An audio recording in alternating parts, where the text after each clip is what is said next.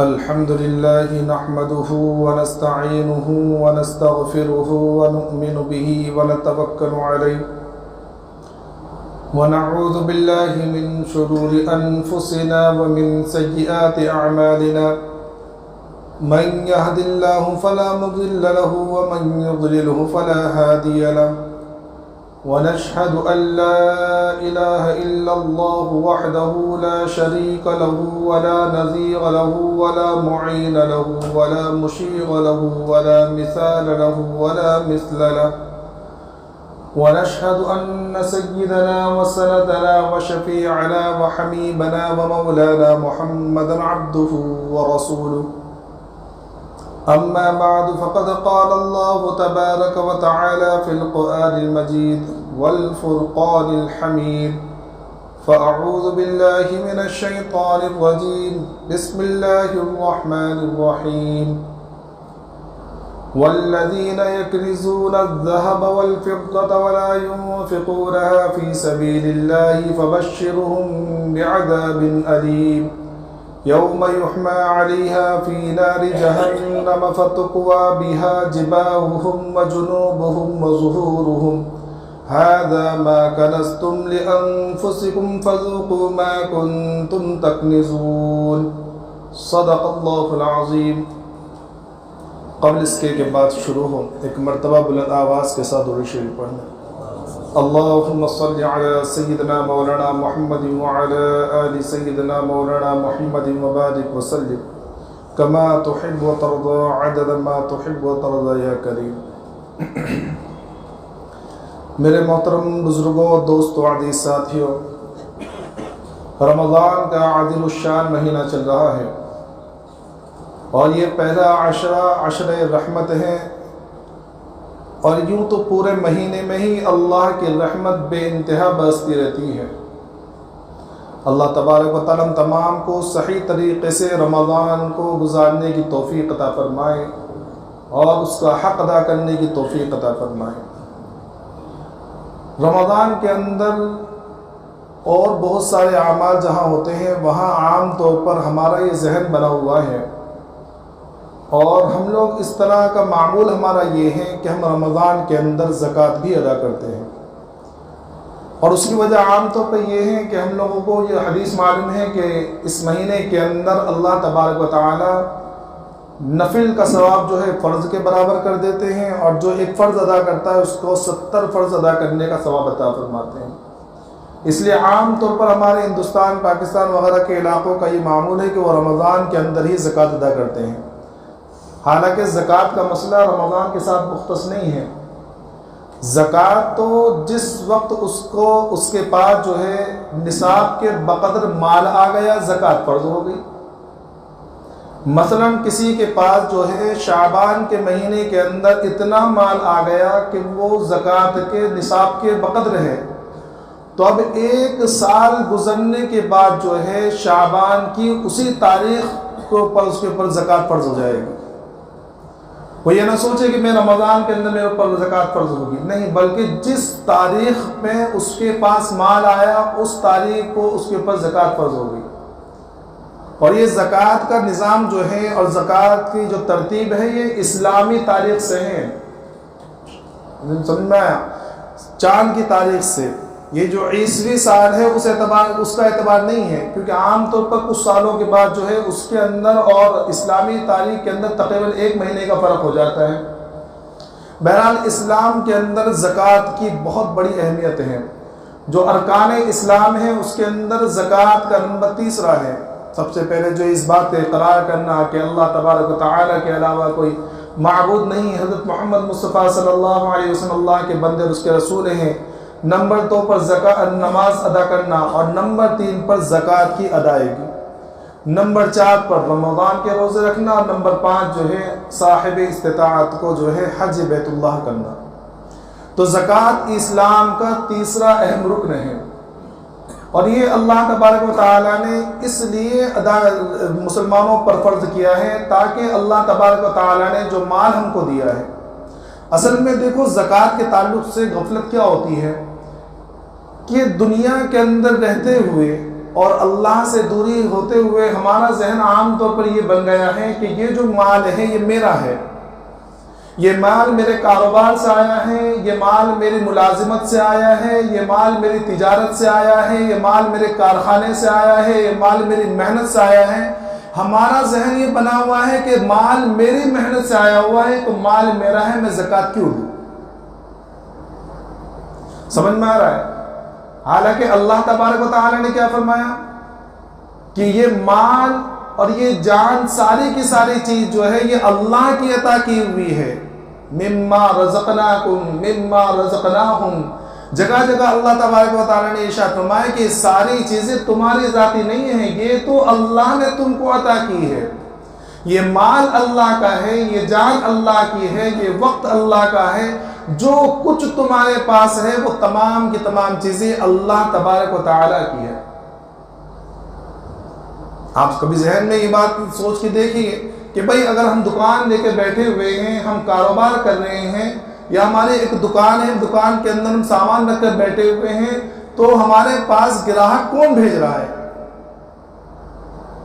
ہم انہیں گھروں سے تو بلا کر لاتے نہیں ہیں، بلکہ کبھی کبھی آپ دیکھیں گے کہ ایک لائن کے اندر 4-5 ایک ہی طرح کی دکانیں ہیں، کپڑے کی دکانیں 4-5، یا کوئی گوشت کی دکانیں ہیں، کوئی دوسری کرانے کی دکانیں 4-5۔ ایک شخص کوئی چیز خریدنے کے لیے آتا ہے، وہ پہلی دکان چھوڑ کر 5ویں دکان پر جا رہا ہے، حالانکہ سب میں وہی سامان رکھا ہوا ہے، سب میں وہی مال ہے، سب میں وہی بھاؤ چل رہا ہے، لیکن وہ ایک پہلی دکان کو چھوڑ کر 5ویں دکان پر جا رہا ہے۔ یہ 5ویں دکان پر بھیجنے والی ذات کون، کس کی ہے؟ یہ اللہ تبارک و تعالیٰ کی ذات ہے کہ اللہ نے تمہاری روزی جو ہے اس کے ذریعے لکھی ہوئی ہے، اس لیے وہ پہلی دکان چھوڑ کر 5ویں دکان پر آ رہا ہے۔ حضرت شیخ الاسلام مفتی تقی عثمانی دامت برکاتہم کے نے اپنے بھائی کا واقعہ لکھا ہے کہ ان کے بھائی کے جو ہے ایک کتابوں کی دکان تھی، تو ایک مرتبہ فرماتے ہیں ان کے بھائی کے ایک مرتبہ جو ہے بہت تیز بارش ہوئی، اور اتنی تیز بارش ہوئی کہ پانی بہنے لگا، اور بہت تیز بارش ہوئی، تو وہ ان کے ذہن میں یہ بات ہے کہ بھئی اس بارش کے موسم میں اتنی تیز بارش ہو رہی ہے اور سڑکوں پر پانی بھر گیا ہوا ہے، کون باہر نکلے گا، اور وہ بھی کوئی کتاب کے لینے کے لیے؟ بھئی کھانے کی پینے کی چیز ہو، کوئی دوسری چیز ہو تو انسان سوچ بھی سکتا ہے کہ ہاں بھئی کرانے کی دکان ہے، ضرورت کی چیزیں، روزمرہ کی چیزیں تو کوئی نکل جائے، ہوٹل وغیرہ ہے تو سمجھ میں آتا ہے، لیکن کوئی کتاب عام طور پر لوگ کتابیں خریدنے نہیں جاتے، وہ بھی اسلامی کتابیں۔ اگر پیار محبت کی یا ناول وغیرہ ہوتے تو انسان سوچ بھی سکتا تھا کہ بھئی چلو بیٹھ کے پڑھ لے گا، تو بارش زیادہ ہو رہی ہے، فرصت میں ہوگا پڑھ لے گا، لیکن اسلامی کتابیں کوئی کیسے خریدنے آئے گا؟ لیکن فرماتے ہیں کہ لیکن فوراً میرے ذہن میں آیا کہ بھئی دیکھو میرا کام ہے بیٹھنا، اللہ نے مجھے ایک دکان عطا فرمائی ہے، اب توکل کا درجہ یہ ہے کہ میں اس دکان پر جا کر بیٹھ جاؤں، گراہک کو بھیجنا نہ بھیجنا وہ اللہ کے ذمہ ہے۔ تو فرماتے ہیں کہ میں دکان پر چلا گیا، دکان جا کے میں نے دکان کھولی، تو کہتے ہیں کہ بعد میں دیکھتا ہوں کہ لوگ جو ہے چھاتے اٹھا کر اور رین کوٹ پہن کر آ رہے ہیں، اور عام طور پر جتنی بکری یا جتنی خریداری ہوتی تھی اس سے زیادہ اس دن ہوئی ہے۔ تو پتہ چلا کہ گراہکوں کو بھیجنے والی ذات یہ اللہ کی ہے۔ کوئی انسان اس گھمنڈ میں نہ رہے کہ بھئی میں سامان بیچتا ہوں، میرے پاس میری دکان ہے، میرا کاروبار ہے، نہیں، ساری چیزیں اللہ تبارک و تعالیٰ کی ہیں۔ تو یہ جو مال اللہ تبارک و تعالیٰ نے ہمیں دیا ہے، اور کچھ لوگوں کو اپنی کسی مصلحت سے نہیں دیا ہے، اور مصلحت بھی یہ ہے کہ وہ ان کا فائدہ، کیونکہ اللہ تبارک و تعالیٰ علام الغیوب ہے، ہر باتوں کو جاننے والا ہے، وہ جانتا ہے کہ کچھ بندے میرے ایسے ہیں جو میری عبادت کرتے ہیں، مجھے رب مانتے ہیں، اگر میں انہیں پیسہ دے دوں، مال و دولت عطا کر دوں، تو یہ مجھے رب ماننا چھوڑ دے، یہ پیسوں کو رب بنا لے۔ یہ آج جو 5 وقت کے نماز کے لیے آ رہے ہیں، تھوڑا بہت قرآن شریف پڑھ لیتے ہیں، رمضان کے روزے رکھ لیتے ہیں، اگر میں انہیں مال و دولت عطا کر دوں تو یہ مال و دولت کے اندر کھو کر یہ دنیا میں ڈوب کر نماز سے دور ہو جائیں گے، قرآن سے دور ہو جائیں گے، اور روزوں سے دور ہو جائیں گے۔ اللہ نے اس مصلحت سے انہیں کچھ مال و دولت نہیں دیا، غریب بنایا ہے، تو یہ ان کا فائدہ ہے۔ اور حقیقتاً آپ دیکھ لیجئے کہ جب مال و دولت نہیں ہوتی ہے، بہت سے لوگ ہم نے دیکھے کہ کاروبار نہیں چل رہا ہے، ملازمت نہیں ہے، پیسے نہیں ہیں، تو مسجدوں کے کھوٹے بنے ہوئے ہیں، لے تہجد بھی پڑھی جا رہی ہے مسجد میں آ کر، اشراق اور اوابین بھی پڑھی جا رہی ہے، فرائض تو پڑھے جا رہے ہیں، قرآن شریف کی تلاوت ہو رہی ہے، اور جہاں اللہ نے کوئی ملازمت عطا کر دی یا کوئی کاروبار کے اندر ترقی عطا فرما دی، کوئی دکان دے دی، تو پھر اشراق اور اوابین تو چھوڑ دیجئے، قرآن شریف تو چھوڑ دیجئے، فرائض کے لالے پڑ جاتے ہیں۔ پھر شروع میں گھروں کے اندر نماز پڑھتے ہیں، بعد میں وہ بھی چھوڑ دیتے ہیں، پھر دین سے دوری ہوتی جاتی ہے۔ تو اس میں بھی اللہ نے ہماری مصلحت دیکھی، ہمارا فائدہ۔ تو اللہ تبارک و تعالیٰ نے جو مال و دولت مالداروں کو دیا ہے، اور میں نے پچھلی مرتبہ بتلایا تھا یہ مال و دولت بھی ہمارا ذاتی نہیں ہے، یہ تو اللہ نے عاریتاً دیا ہے استعمال کرنے کے لیے، ورنہ ہم ایمان والوں کے لیے تو اللہ تبارک و تعالیٰ نے فرما دیا ان اللہ اشترى من المؤمنین انفسهم واموالهم بان لهم الجنہ، کہ لوگوں اگر تم جنت چاہتے ہو، تم جنت میں جانا چاہتے ہو، وہاں کے عیش و آرام پانا چاہتے ہو، تو ہم نے جنت کے بدلے میں تمہارے جان و مال کو خرید لیا ہے۔ اگر جنت چاہیے تو یہ جان بھی تمہارا نہیں ہے، مال بھی تمہارا نہیں ہے، یہ جان اور مال اب ہماری ہو گئی۔ تو یہ جان اور مال اللہ کی ہیں، اللہ نے عاریتاً ہم کو دیا ہے کہ بھائی لوگ تمہیں ہم دے رہے ہیں، اس کو تھوڑا استعمال کرو تم۔ اب اللہ نے ہمیں جان دیا، اللہ نے ہمیں مال دیا، اور اس کے بعد پھر اللہ کی طرف سے اگر یہ مطالبہ ہوتا کہ بھئی جان بھی ہماری تھی، یہ مال بھی ہمارا تھا، اب یہ مال کا پورا تم ہمارے راستے میں دے دو، تو اللہ اس بات کے اندر بالکل حق پر تھا۔ لیکن اللہ نے نہ آدھا مانگا، نہ پاؤ مانگا، نہ پونا مانگا، اللہ نے 40واں حصہ مانگا، 2.5%، کہ اللہ نے جو مال تمہیں دیا ہے اس میں کا 2.5%، 40واں حصہ میرے ان بندوں کو دے دو جن بندوں کو میں نے کسی مصلحت سے غریب بنایا ہے، مال نہیں عطا فرمایا ہے۔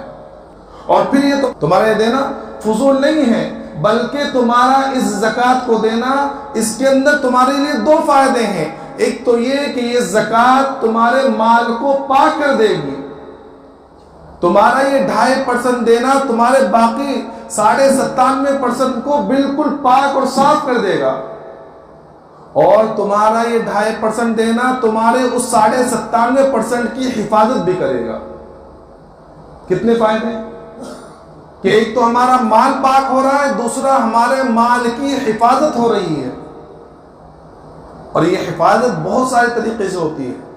کبھی اس طریقے سے کہ بھئی چوری سے حفاظت ہو گئی، کبھی یہ کہ غیر محل میں نہیں لگ رہا، ورنہ اللہ کی طرف سے حفاظت کا نتیجہ نہ، جو لوگ زکوٰۃ وغیرہ نہیں ادا کرتے تو ان کو دیکھیے کہ مال و دولت بہت ہے، لاکھوں کروڑوں کے اندر کھیل رہے ہیں، لیکن پھر بھی رو رہے ہیں۔ کیوں؟ کیونکہ بچہ آوارہ نکل گیا، پیسے فضول میں اڑا دیتا ہے، فضول خرچی کرتا ہے، بیوی بیمار ہے، یہ بیمار، یہ ٹوٹ رہا، وہ ٹوٹ رہا، یہاں خرچہ وہاں خرچہ، اتنے خرچے نکلتے رہتے ہیں کہ وہ ہمیشہ روتے رہتے ہیں، حالانکہ کروڑ پتی لوگ ہیں۔ اور اس کے مقابلے میں کچھ ایسے لوگ ہیں جن کو بقدر کفایت مال ملا ہوا ہے، اور اس میں وہ زکوٰۃ دے رہے پھر بھی خوش ہیں، حالانکہ وہ اس میں 2.5% دے رہے ہیں۔ تو یہ زکوٰۃ اللہ کی طرف سے بہت ہی اعلیٰ نظام ہے، اور حقیقت جانیے یہ تحقیقی بات ہے کہ اگر سارے کے سارے مسلمان صحیح طریقے سے زکوٰۃ نکالنے والے بن جائے تو مسلمان کے کسی گھر کے اندر کوئی بھوکا نہیں سوئے گا، کوئی غریب نہیں رہے گا، کسی کی بیٹی جو ہے پیسوں کی وجہ سے بے بیاہی نہیں رہے گی۔ سمجھ میں آیا؟ اور ایسا ہوا ہے، آپ یہ نہ سوچیں کہ بالکل یہ تو بس بے پر کی باتیں ہیں، اڑی اڑائی باتیں ہیں۔ عمر بن عبدالعزیز رحمۃ اللہ علیہ کے زمانے میں ایسا وقت آیا ہے کہ لوگ زکوٰۃ کے پیسے لے کر نکلتے تھے، کوئی زکوٰۃ لینے والا نہیں ملتا تھا، کوئی زکوٰۃ لینے والا نہیں ملتا تھا۔ بلکہ ایسا بھی لکھا ہے کتابوں کے اندر کہ کبھی کبھی ایسا بھی ہوا ہے کہ ایک شخص زکوٰۃ کے پیسے لے کے نکلا اور وہ گھوم رہا ہے اس شہر میں، اس گاؤں میں، اس دیہات میں، جا جا کر گھومتے گھومتے اس کی حالت اتنی خراب ہو جاتی تھی کہ وہ پہچانے نہیں جاتا تھا، گرد میں ڈوبا ہوا ہے، ایک دم بالکل خستہ حال ہے۔ اس کو دیکھ کر دوسرا گھر کے اندر جاتا، وہ زکوٰۃ کے پیسے لے کر آتا، اس کو کہتا کہ بھائی تم بہت غریب لگ رہے ہو، یہ زکوٰۃ کے پیسے تم لے لو۔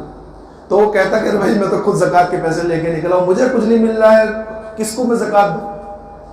تو زکوٰۃ وہ اسلامی نظام ہے کہ اگر کوئی شخص یا پورے امت مسلمہ اگر زکوٰۃ کو صحیح طریقے سے دینے والے بن جائیں تو کوئی مسلمان بھوکا نہ سوئے، ان کی کوئی ضرورت جو ہے پوری ہونے سے باقی نہ رہے۔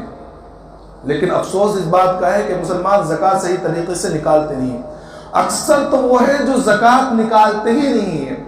وہ قرب قیامت کی نشانیوں میں سے نا کہ وَالزَّكَاةُ مَغْرَمَةٌ، کہ زکوٰۃ کو تاوان سمجھا جانے لگے گا، وہی حالت مسلمانوں کی فی الحال چل رہی ہے کہ زکوٰۃ کو ٹیکس سمجھتے ہیں۔ وہ سمجھتے ہیں کہ یہ اللہ کی طرف سے ٹیکس ہے، وہ نکالتے ہی نہیں ہیں۔ کچھ لوگ ایسے جو زکوٰۃ تو نکالتے لیکن صحیح طریقے سے نہیں نکالتے، اور کچھ لوگ وہ ہیں جو زکوٰۃ نکالتے بھی ہیں، صحیح طریقے سے بھی نکالتے ہیں لیکن صحیح جگہ پہ نہیں دیتے۔ سمجھ میں آ رہا ہے؟ اس لیے زکوٰۃ صحیح طریقے سے نکالنا ہے، پوری زکوٰۃ نکالنی ہے اور صحیح مصرف پہ لگانا ہے۔ یہ بہت بڑا مسئلہ ہے، اس کو معمولی نہ سمجھے۔ اگر زکوٰۃ کا 1 روپیہ بھی آپ کی مد کے اندر، آپ کے مال کے اندر باقی رہ گیا تو یاد رکھیے یہ زکوٰۃ کا 1 روپیہ آپ کے پورے مال کو ڈبو دے گا، پورے مال کو ڈبو دے گا۔ اس لیے زکوٰۃ کے بارے میں جہاں اللہ نے دینے والوں کی فضیلت بیان کی ہے، اللہ کے رسول نے دینے والوں کو مبارکباد دی ہے، ان کی فضیلت بیان کی ہے، وہاں اللہ تبارک و تعالیٰ اور اس کے رسول صلی اللہ علیہ وسلم نے زکوٰۃ نہ دینے والے پر وعید بھی بیان فرمائی ہے۔ ایک واقعہ سناتا چلوں، اللہ کے رسول صلی اللہ علیہ وسلم کے زمانے میں ایک شخص تھا، ثعلبہ ابن حاطب انصاری۔ یہ اللہ کے رسول صلی اللہ علیہ وسلم کے پاس آیا اور کہنے لگا کہ یا رسول اللہ، میرا بڑا دل چاہتا ہے کہ میں اللہ کے راستے میں خوب صدقہ کروں، خوب زکوٰۃ ادا کروں اور مجاہدین کی خوب مدد کروں اور میں خوب غریبوں کی مدد کروں، آپ اللہ سے میرے لیے دعا کر دیجیے کہ اللہ مجھے مال عطا فرما دے۔ تو اللہ کے رسول صلی اللہ علیہ وسلم فرمایا کیا تو میرا طریقہ پسند نہیں کرتا کہ اگر میں چاہوں تو مدینے کے پہاڑ سونے کے بنا دیے جائے؟ تو یہ چلا گیا، پھر دوبارہ آیا اور کہنے لگا کہ یا رسول اللہ میرے لیے آپ مال کی دعا کر دیجیے کہ اللہ مجھے مال و دولت عطا فرما دے۔ آج ہم لوگ بھی بہت کہتے ہیں نا کہ مجھے اگر مال مل جائے گا تو میں ایسا کروں گا، ویسا کروں گا، یہ مسجدیں بنواؤں گا، یہ مدرسے میں دوں گا اور ایسا کروں گا۔ اور ذرا سے پیسے آ جائیں نا، بہت کروڑ پتی تو نہ، اگر لاکھ پتی بھی بن جائے نا تو ناک اور بھویں چڑھی رہتی ہے، اور دوسروں کو ایسا حقیر سمجھنا اور غریبوں کو ایسا حقارت سے دیکھنا۔ تو اللہ کے رسول صلی اللہ علیہ وسلم نے اس کے لیے دعا کر دی۔ تو اللہ کے رسول صلی اللہ علیہ وسلم کی دعا، بعض روایتوں کے اندر آتا ہے کہ اللہ کے رسول نے اس کو یہ بھی فرمایا کہ بھئی اگر تو اللہ کے راستے میں دینا چاہتا ہے تو تسبیحات پڑھا کر، سبحان اللہ والحمدللہ ولا الہ الا اللہ، یہ تسبیح پڑھنے سے اللہ تجھے وہ سارے ثواب عطا فرمائیں گے جو اللہ کے راستے میں خرچ کرنے والے کو ملتے ہیں، اور صدقہ کرنے کے بدلے میں جو ثواب ملتا ہے سب مل جائیں گے۔ تو یہ تسبیحات پڑھا کر، لیکن یہ ان لوگوں کے لیے جن کے پاس مال و دولت نہیں ہے، ورنہ جن کے پاس مال و دولت ہے وہ اپنے مال و دولت کی زکوٰۃ و صدقات ادا کریں، کیونکہ ہمیں یہ باتیں بڑی جلدی سمجھ میں آ جاتی ہے کہ بھائی مال و دولت مل گئی ہے، صدقہ زکوٰۃ کیا دینا، بس تسبیحات پڑھتے رہو، مولانا نے کہہ دیا تھا کہ الٹی بات بڑی جلدی سمجھ میں آتی ہے۔ ایک لطیفہ لکھا ہے کہ ایک شخص بیمار ہوا تو لوگ اس کو دوائی بتانے لگے کہ بھئی یہ دوا دو، تھوڑی سی کڑوی ہوگی لیکن بس صحیح ہو جائے گا، ایک کوئی یہ دوا بتا رہا، کوئی وہ دوا بتا رہا، کوئی وہ دوا بتا رہا۔ تو ایک شخص بیٹھا ہوا تو اس نے کہا کہ اس کو فلاں فروٹ کھلاؤ، فلاں پھل کھلاؤ، وہ ذرا میٹھا تھا۔ تو وہ جو بیمار تھا اب تک ہائے ہائے کر رہا تھا، وہ کہہ رہا تھا کہ بھائی اس کی بھی تو سنو، وہ پھل والے کی، اب تک جو دوا بتایا تھا اس کی نہیں سنا، وہ کہہ رہا کہ بھائی وہ پھل والے کی بات بھی تو سن لو، وہ پھل کھلانے کے لیے کہہ رہا ہے۔ تو یہ الٹی باتیں بھی بڑی جلدی سمجھ میں آ جاتی ہیں۔ تو اللہ کے رسول نے اس کو بتلایا، لیکن اس نے کہا کہ نہیں، مجھے آپ جو ہے مال کی دعا کر دیجیے۔ اللہ کے رسول نے دعا کر دی۔ اب اللہ رب العزت نے اس دعا قبول فرما دی، اس کو اللہ رب العزت نے اس کے مال کے اندر بڑھوتری عطا فرما دی، اس کی بکریاں جو ہے بڑھنی شروع ہو گئی۔ اب کچھ دنوں کے اندر اتنی زیادہ بکریاں اس کی مویشی کے اندر اتنی زیادہ جو ہے فروتنی ہوئی کہ وہ اس کو مدینے کے اندر رہنا دشوار ہو گیا، تو وہ تھوڑا باہر جا کے رہنے لگا شہر سے۔ اب جو ہے جماعت کے اندر جو ہے صرف عصر کی ظہر اور عصر کی نماز پڑھنے کے لیے آتا اللہ کے رسول صلی اللہ علیہ وسلم کے پیچھے۔ بعد میں اللہ نے اور ترقی عطا فرمائی تو اور ذرا شہر سے دور چلا گیا، اب صرف جمعے کے لیے آتا ہے، اور ترقی عطا فرمائی تو اور جنگل میں چلا گیا، وہاں جا کے رہنے لگا۔ اب جمعہ اور جماعت دونوں چھوڑ گئی۔ اللہ کے رسول صلی اللہ علیہ وسلم نے کچھ دنوں کے بعد پوچھا کہ ثعلبہ کا کیا حال ہے، سمجھ دکھائی نہیں دیتے۔ تو لوگوں نے کہا کہ یا رسول اللہ، ان کے مال کے اتنی زیادہ برکت ہو گئی کہ اب مدینے کے اندر ان کا رہنا دشوار ہو گیا تھا، وہ فلاں جگہ جا کے رہنے لگے۔ تو اللہ کے رسول صلی اللہ علیہ وسلم فرمایا کہ یا ویح ثعلبہ پر افسوس ہے۔ اس کے بعد ہی اللہ کے رسول صلی اللہ علیہ وسلم کے اوپر یہ آیت ہوتی ہے، خذ من اموالہم صدقۃ تطہرہم، یہ زکوٰۃ کی آیت ہے۔ تو اللہ کے رسول صلی اللہ علیہ وسلم نے 2 قاصدوں کو جو ہے اپنا فرمان لے کر اس کے پاس بھیجا اور ایک سلیمی صحابی تھے ان کے پاس ہی بھیجا۔ تو جب یہ 2 صحابی اس کے پاس زکوٰۃ کے لیے آئے ثعلبہ کے پاس، تو اس نے دیکھا اور کہنے لگا کہ اچھا کہ یہ تو بالکل ٹیکس ہے کہ ذرا میرے پاس کچھ کوئی مال آیا نہیں، اللہ نے مجھے مال دیا نہیں اور میرے پاس میری محنت اور میرے مال کے اندر بڑھوتری ہوئی، تم ٹیکس میں آ گئی، یہ تو ٹیکس ہے۔ اور کہنے لگا کہ اچھے کام کرو، تم کہیں اور جا رہے ہو، وہاں جا کر آ جاؤ، پھر میں سوچتا ہوں کچھ۔ اب یہ دونوں شخص وہاں سے نکلے، وہ سلیمی کے پاس گئے۔ جب ان کے پاس اللہ کے رسول صلی اللہ علیہ وسلم کا فرمان لے کے گئے تو بڑا خوش ہوا، اور اس نے اپنے مال کے اندر سے بہترین قسم کے جانور نکالے اور ان کے سامنے لا کے رکھ دے کہ یہ زکوٰۃ کے اندر آپ لے جاؤ۔ تو یہ دونوں قاصد کہنے لگے کہ نہیں بھائی، ہم تم سے بہت اچھا مال نہیں لے سکتے، اللہ کے رسول نے ہمیں متوسط قسم کا، متوسط بالکل درمیانی مال لینے کا حکم دیا ہے۔ وہ کہنے لگے کہ نہیں بھائی، میں اللہ کو دے رہا ہوں، اللہ کے راستے میں خرچ کر رہا ہوں، میں اچھے سے اچھا مال دینا چاہتا ہوں۔ تو یہ دونوں کہنے لگے کہ نہیں، ہم اس طرح نہیں لیں گے، متوسط لیں گے۔ تو بہرحال وہاں سے یہ لوگ واپس آئے، واپس پھر اس کے پاس پہنچے تو پھر یہ کہنے لگا کہ بھائی یہ تو ٹیکس ہے اور یہ تو جزیہ ہے، یہ تو غیر مسلموں سے لیا جاتا ہے، تم ایک کام کرو، تم جاؤ، میں سوچتا ہوں پھر کچھ فیصلہ کروں گا۔ ابھی یہ دونوں شخص وہاں سے آ رہے تھے، راستے میں ہی تھے کہ اللہ کے رسول صلی اللہ علیہ وسلم پر حضرت جبرائیل علیہ السلام وحی لے کے نازل ہو گئے، اور 10ویں پارے کے اندر جو ہے ایک آیت نازل ہوئی، وَمِنْهُمْ مَنْ عَاهَدَ اللَّهَ لَئِنْ آتَانَا مِنْ فَضْلِهِ لَنَصَّدَّقَنَّ وَلَنَكُونَنَّ مِنَ الصَّالِحِينَ۔ یہ آیتیں نازل ہوئی کہ کچھ لوگ ایسے ہیں جو یہ کہتے ہیں کہ اگر ہمیں مال مل جائے تو اللہ کے راستے میں ضرور صدقہ کریں گے، اور جب مال مل جاتا ہے تو وہ بخیلی کرتے ہیں۔ یہ آیت نازل ہوئی، فوراً اللہ کے رسول صلی اللہ علیہ وسلم فوراً یہ بات جب جبرائیل علیہ السلام نے آیت سنائی تو آپ نے پھر فرمایا وَيْحَ ثعلبہ، کہ افسوس ہے ثعلبہ پر، افسوس ہے ثعلبہ پر، کہ ثعلبہ تو ہلاک ہو گیا، کہ اس کے بارے میں تو یہ آیت نازل ہو گئی۔ اب وہاں اس مجلس کے اندر ثعلبہ کے کوئی رشتہ دار بیٹھے ہوئے تھے، اب آپس میں صحابہ کرام کے اندر بڑی محبت تھی۔ جب اللہ کے رسول صلی اللہ علیہ وسلم کی زبان سے یہ بات سنی تو فوراً وہ رشتہ دار اٹھے اور بھاگے اور جا کر وہاں ثعلبہ سے کہا کہ تو نے کیا حرکت کر دی ہے کہ تیرے خلاف، تیرے بارے میں تو آیت نازل ہو گئی ہے۔ اب یہ بڑا شخص گھبرایا، اب اس کو گھبراہٹ تاری ہو گئی، یہ فوراً بھاگا پورا مال لے کر آیا اور کہنے لگا کہ یا رسول اللہ، اس مال نے مجھے غفلت میں ڈال دیا تھا، میں یہ پورا مال لے کر آتا ہوں، مجھے ایسی مالداری نہیں چاہیے۔ اللہ کے رسول صلی اللہ علیہ وسلم فرمائے کہ اب تو ایک بکری بھی تیری قبول نہیں ہے، اللہ نے تیرا مال لینے سے مجھے منع کر دیا۔ اب یہ شخص اپنے سر کے اوپر خاک ڈالنے لگا، رونا چلانے لگا، پھر وہاں سے واپس چلا گیا۔ کچھ دنوں کے بعد اللہ کے رسول صلی اللہ علیہ وسلم کی وفات ہو گئی۔ اس کے بعد صدیق اکبر رضی اللہ عنہ خلیفہ بنایا گیا، یہ اپنا مال لے کر پھر آیا۔ حضرت صدیق اکبر نے کہا کہ افسوس تو مجھے بھی ہے اور مجھے بھی تکلیف ہے، لیکن جس مال کو آقائے مدنی محمد عربی صلی اللہ علیہ وسلم نے قبول نہیں کیا، میں کیسے قبول کر سکتا ہوں؟ اس کے بعد حضرت عمر رضی اللہ عنہ کا زمانہ آیا، اس کے بعد حضرت عثمان کا زمانہ آیا، کسی نے بھی اس کی زکوٰۃ کو یا اس کے مال کو قبول نہیں کیا۔ حضرت عثمان رضی اللہ عنہ کے زمانے میں اس کا انتقال ہو گیا۔ تو بتلانے کا مقصد یہ تھا کہ زکوٰۃ اسلام کا وہ نظام ہے کہ جس کے انکار کی وجہ سے اللہ نے، حضرت اللہ کے رسول صلی اللہ علیہ وسلم نے اور صدیق اکبر نے، حضرت عمر فاروق نے، حضرت عثمان غنی رضی اللہ عنہ اس کا سوشل بائیکاٹ کر دیا، اس کا مال لینے سے انکار کر دیا۔ آج کتنے لوگ ہیں جو زکوٰۃ کا انکار کرتے ہیں، زکوٰۃ دینا نہیں چاہتے، حالانکہ زبان سے انکار نہیں کرتے، ورنہ اگر زبان سے انکار کر دے تو کافر ہو جائے، سمجھ میں، لیکن وہ حال سے انکار کرتے ہیں۔ جب زکوٰۃ دینے کا ماحول ہے، منہ چڑھا رہے ہیں، ناک چڑھا رہے ہیں، کوئی زکوٰۃ لینے کے لیے آیا، مدارس کا سفیر آتے ہیں تو بالکل آج آنا، کل آنا، پرسوں آنا، اس ٹائم میرے پاس وقت نہیں ہے، اور ابھی بیٹا نہیں ہے، ابھی باپ نہیں ہے، بیچاروں کو اتنا پریشان کر دیتے ہیں۔ ارے بھائی، یہ جو زکوٰۃ لینے کے لیے تمہارے پاس آ رہے ہیں، تم ان کے احسان مند ہونا چاہیے کہ یہ تمہارے مال کی زکوٰۃ کی ادائیگی کے لیے تمہارے پاس آ رہے ہیں، ورنہ ضرورت تو یہ تھی کہ تم مال لے کے ان کے پاس جاتے، کیونکہ تمہارا فرض ہے نا بھائی۔ نماز ہم پڑھتے ہیں تو مسجد تمہارے پاس تھوڑی آتی ہے، ہماری ضرورت ہے، ہم مسجد کے اندر آ کے نماز پڑھتے ہیں، تو زکوٰۃ کی ادائیگی ہمارے ذمے ہے، ہمیں جانا چاہیے تھے مدارس والوں کے پاس، لیکن یہ بیچارے ہمارے پاس آتے ہیں، ہمیں ان کا احسان مند ہونا چاہیے، تو ہم الٹا کیا کرتے ہیں، پریشان کرتے ہیں بیچارے، گرمی کے اندر، دھوپ کے اندر۔ اور یہ خاص طور پر رمضان میں اکثر عام طور پر آتے ہیں، وہ روزے رکھے ہوتے ہیں اور تم انہیں پریشان کرتے ہیں کہ دوپہر میں آنا، شام میں آنا، افطاری کے بعد آنا، لائن لگواتے ہیں، شرم نہیں آتی۔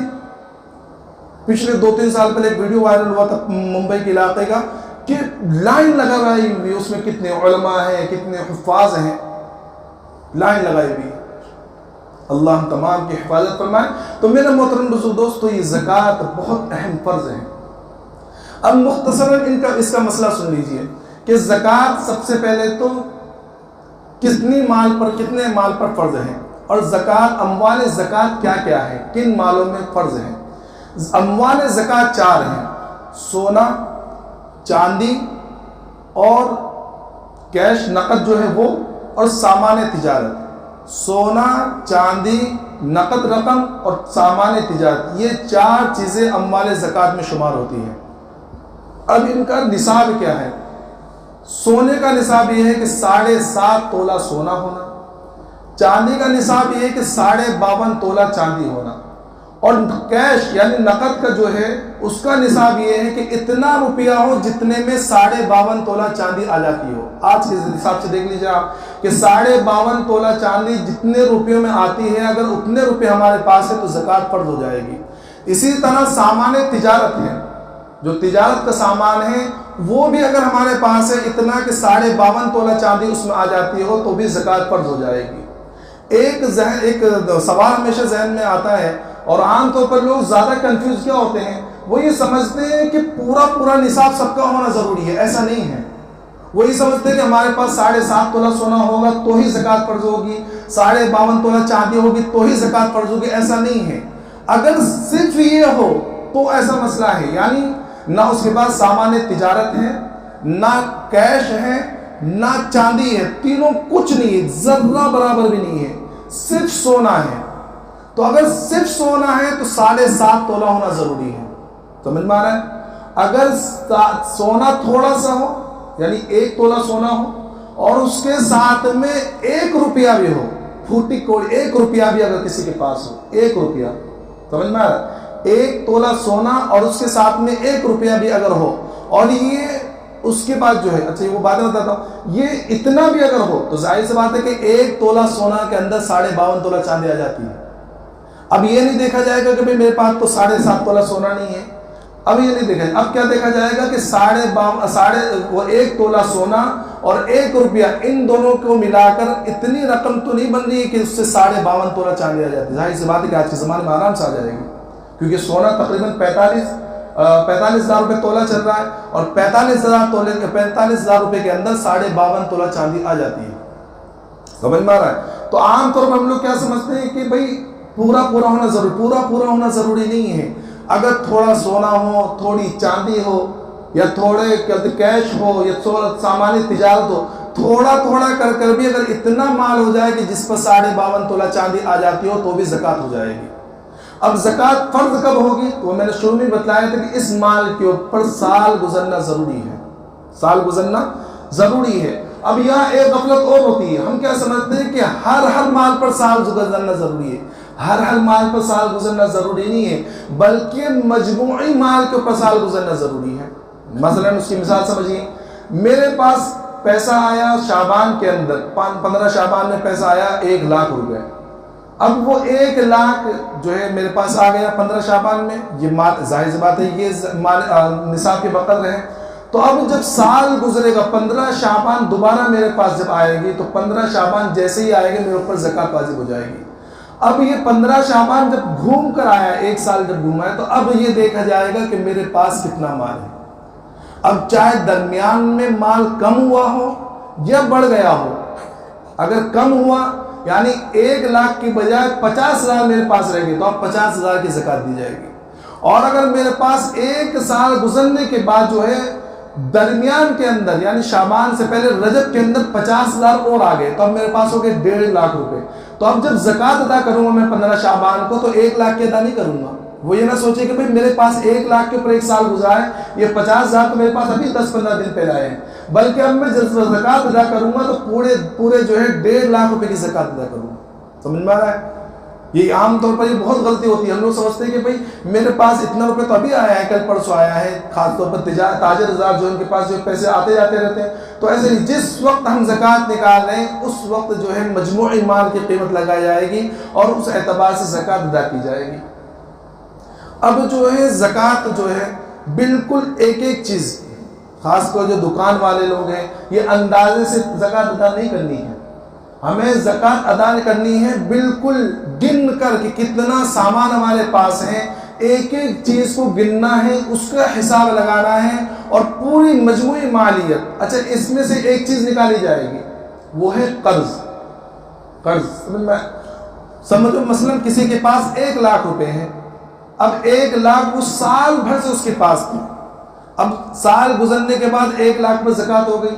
تو اب یہ زکوٰۃ جب ہوگی تو اگر اس کے اوپر قرض ہے تو وہ قرض کے پیسے نکالے جائیں گے. مثلا 1,00,000 روپے تو ہے، لیکن اس کے اوپر جو ہے 50,000 کا قرض بھی ہے، تو اب زکوٰۃ جو ہے صرف 50,000 روپے کی دی جائے گی، 50,000 قرض کی ہو جائے گی.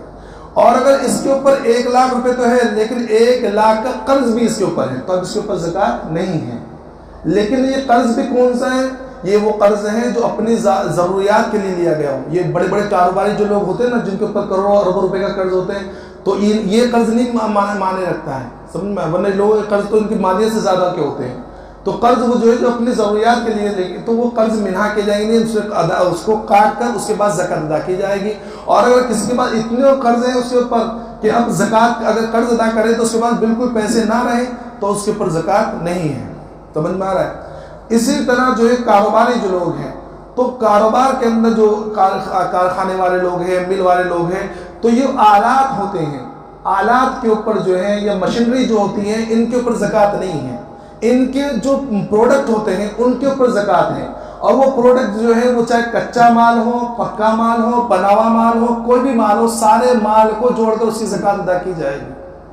تو زکوٰۃ دینا ہے، صحیح طریقے سے دینا ہے، صحیح وقت پر دینا ہے، اور صحیح مصرف میں دینا ہے. زکوٰۃ کا سب سے اہم مصرف، زکوٰۃ کا سب سے پہلا مصرف جو غریب رشتہ دار ہیں، جو غریب رشتہ دار ہیں، کیونکہ زکوٰۃ اصل میں غربا کے لیے ہی ہے. زکوٰۃ رفاہی کاموں کے لیے نہیں ہے. یہ آج کل بہت زیادہ، خاص طور پر اس کی وجہ سے علماء کو بہت زیادہ تنقید کا نشانہ بنایا جاتا ہے. وہ یہ کہتے ہیں کہ زکوٰۃ سے کالجیں بننی چاہیے، یہ بننی چاہیے، وہ بننی چاہیے. آج مسلمان تعلیمی طور پر اتنے پسماندہ ہیں، مسلمان ایسے ہیں ویسے. ارے بھائی، اللہ نے صرف زکوٰۃ کو ہی مال تھوڑی دیا ہے، زکوٰۃ تو غریبوں کا حق ہے. تمہارے پاس جو 97.5% چھوڑا اس میں سے کچھ لگاؤ. ہم سوچتے ہیں کہ 2.5% کے اندر سے پورا معاشرہ صحیح کر دیں. تو یہ 2.5% یہ زکوٰۃ کا سب سے بڑا مصرف غریب اور مسکین ہوتے ہیں، جو خود صاحب نصاب نہ ہو، جو مسکین غریب ہو، ان کو دینا چاہیے. ہاں، اس میں بھی رشتہ دار ہو. اگر رشتہ دار اگر غریب ہو تو ان کو دینا وہ زیادہ افضل ہے. اس میں 2 ثواب ہے، ایک تو صلہ رحمی کا بھی ثواب ہے، اور زکوٰۃ کا ثواب تو ہے ہی. عام طور پہ اس میں بہت زیادہ ہم لوگ جو کیا کرتے ہیں کہ ہم دور دور تک جاتے ہیں، یہ فلاں فلاں، کیونکہ فلاں فلاں کو دینے میں نام ہوتا ہے. وہ کہتا ہے کہ فلاں سیٹ نے مجھے پیسے دیے فلاں سے، اور غریب رشتہ داروں کو بھول جاتے ہیں. تو سب سے پہلے اپنے غریب رشتہ داروں کو دو، اس کے بعد جو بچے وہ دوسرے لوگوں کے اندر بانٹو. اور ایک مصرف یہ ہے مدارس جو ہوتے ہیں، مدارس کا نظام جو ہے بہت ضروری ہے ہمارے ملک کے اندر. اب چونکہ اس کا کوئی نظام جو ہے، اس کو کوئی مستقل آمدنی نہیں ہوتی ہے، کوئی مستقل آمدنی کا ذریعہ بھی نہیں بنایا گیا. خاص طور پہ یہ ہمارے علماء کی طرف سے یہ وہ تھا کہ مدارس کا نظام جو ہے عمومی نظام ہو، عوامی چندے کا نظام ہو، کسی ایک سیٹ اور مالدار اور کسی ایک حکومت کے ذمہ نہ ہو. کیونکہ اگر ہوتا کیا تھا کہ جیسے پہلے زمانے میں ہوتا تھا کہ مالدار مر گیا تو مدرسہ بند، حکومت ختم ہو گئی تو مدرسے بند. تو اس طرح کا نظام، ایسا نظام بنایا ہے کہ مدرسے بھی چلتے رہے، علم کی اشاعت بھی ہوتے، نشر و اشاعت بھی ہوتے رہے، حفاظ علماء بھی تیار ہوتے رہے. تو ایک دوسرا مصرف جو جس کے اندر بہت زیادہ ثواب ہے، یہ مدارس کے ذمہ دار ہیں، وہاں بھی زکوٰۃ وغیرہ دے سکتے ہیں. کہ وہاں زکوٰۃ دینے میں وہاں بھی 2 ثواب ہے. ایک تو زکوٰۃ کی ادائیگی، اور دوسرا یہ کہ اللہ کے علم کے جو علم ہے اس کے نشر و اشاعت میں ہمارا حصہ بھی لگ جائے گا. تو زکوٰۃ اللہ کی طرف سے یہ بہت اہم فریضہ ہے. اس فریضے کو ادا کرنا نہایت ضروری ہے. زکوٰۃ کو تاوان نہ سمجھیں، اس کو اپنے مال کی ادائیگی اور اس کو اپنے مال کی پاکی کا ذریعہ سمجھیں، اور خوش دلی کے ساتھ زکوٰۃ ادا کریں. اللہ تبارک و تعالیٰ تمام کو کہنے سننے کے ساتھ ساتھ عمل کی توفیق عطا فرمائے. وآخر دعوانا الحمدللہ رب العالمین.